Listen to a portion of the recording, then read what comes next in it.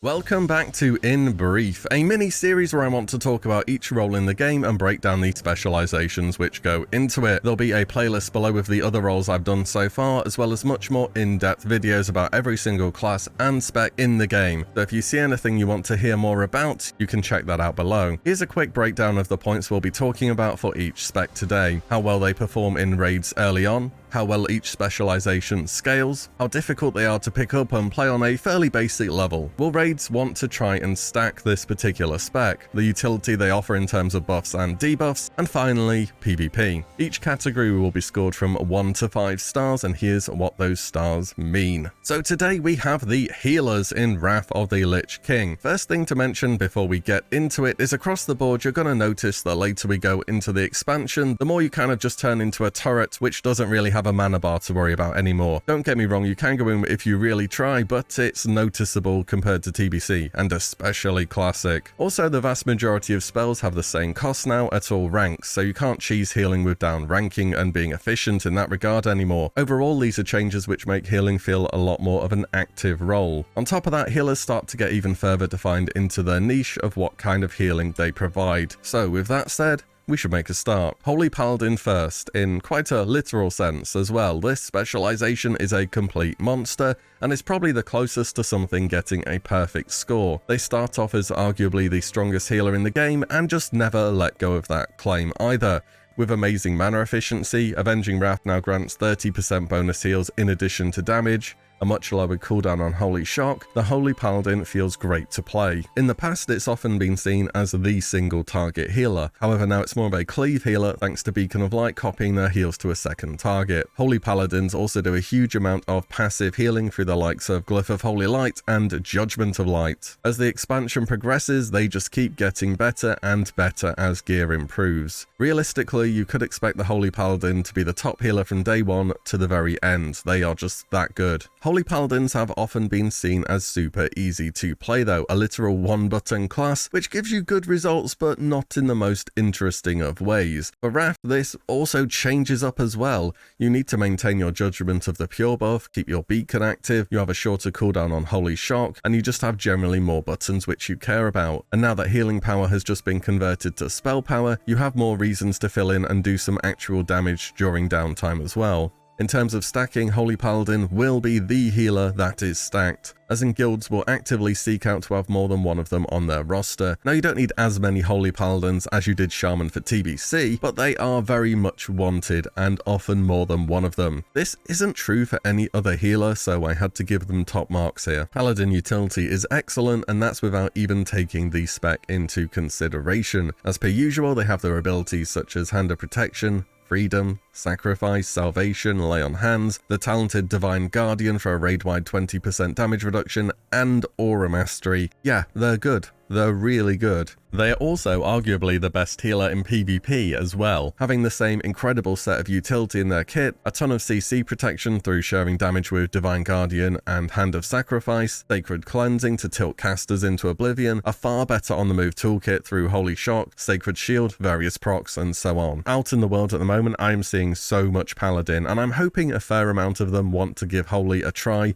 because it really is worth it. Next, the Discipline Priest. So this specialization was kind of used in TBC. It had improved Divine Spirit, Power Infusion, and Pain Suppression that were all certainly nice, but it wasn't so much of a dedicated healer as it was a support class. This changes in Wrath, and it changes a lot. Early on, you'll definitely have guilds after a Disc Priest for their roster. They start the expansion as a strong healer, and as they gradually scale up and get more gear, they improve by a lot. Seeing the best results on Disc is kind of fight dependent though. The way Discipline heals is completely different to anyone else. Other healers have damage happen and then they restore it. Disc stops damage from ever happening in the first place, and that's done through power word shield spam, which believe me, you're going to be spamming a lot if you play this spec. This unique way of healing makes Disc fill a niche that literally no one else can do. However, they are definitely on the simpler side of things for healers. it really is going to be a lot of shield spam. Between that, you have the new End of Tantry abilities in Penance and the standard access to good AoE heals that priests always do. In terms of stacking, put it like this, you may not always want a second of any other healer, but it's generally fine if you do. You kinda only ever want one disc priest and only one.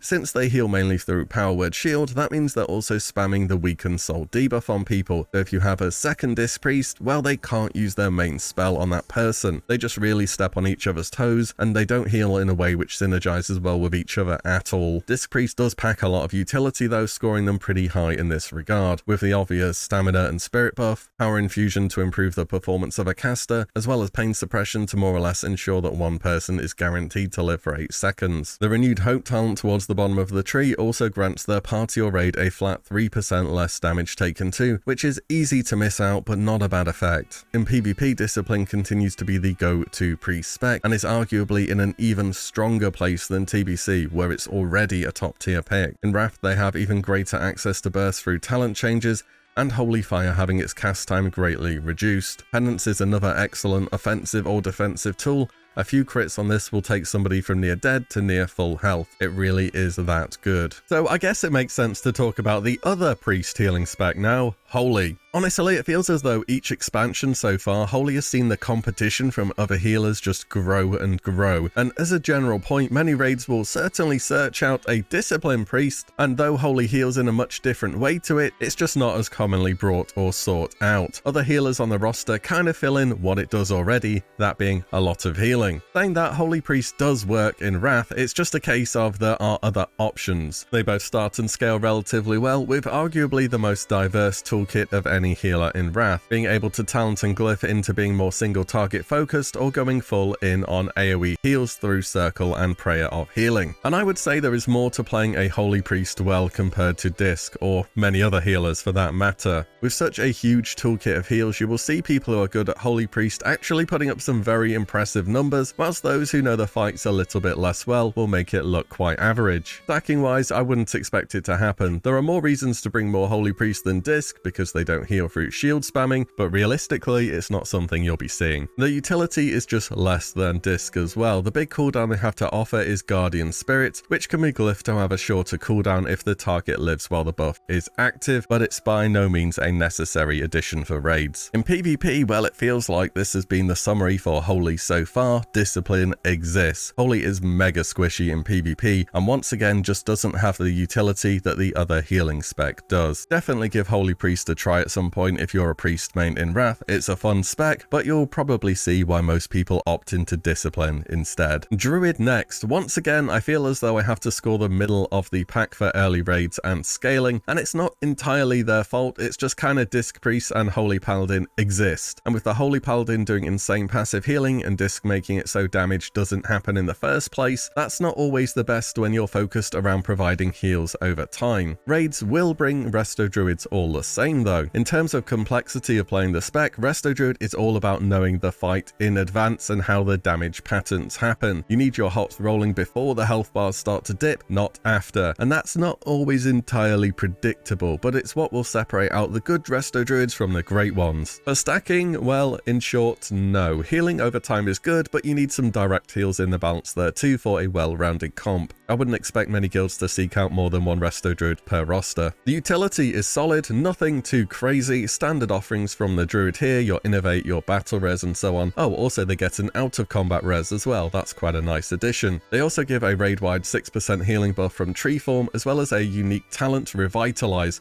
which gives some of your heals over time a chance to restore resources based on what the recipient uses. In PvP, Druid gets nerfed compared to TBC, and it's still an amazing pick. I think this says more about the state of Druid in TBC than Wrath, to be honest. It's still up there in a number of very powerful comps, though it won't be what you're facing every second game anymore. Though it still has a lot going for it, great mobility through shapeshifting, a ton of on-the-move spells, and the likes of Cyclone, Roots and Bash. Finally, Restoration Shaman. So you know how a bit of a problem for Resto Druid was Discipline and Holy Palas existing? Yep, it's kind of the same story here. Also, Resto Shaman is way less of a desirable spec compared to how it was in TBC. Back during that expansion, expansion, you would stack them in every group where possible, or any shaman for that matter. You would want their totems, and heroism and bloodlust were only group wide then. With it now being raid wide and other classes being able to do what totems do, it leaves the resto shaman in a bit of a weird spot. Saying that, they can definitely perform really well and have been given a lot of help on the mana efficiency side of things, and it's not a weak specialization by any stretch of the imagination, and many raids will certainly opt into bringing a resto shaman for their team. Also, by the time you get to late game gearing, resto shamans are incredibly powerful. Complexity wise, well, you got on very good terms with Chain Heal during TBC. Now there is some more variation through Riptide and the Tidal Waves talent encouraging you to press other buttons,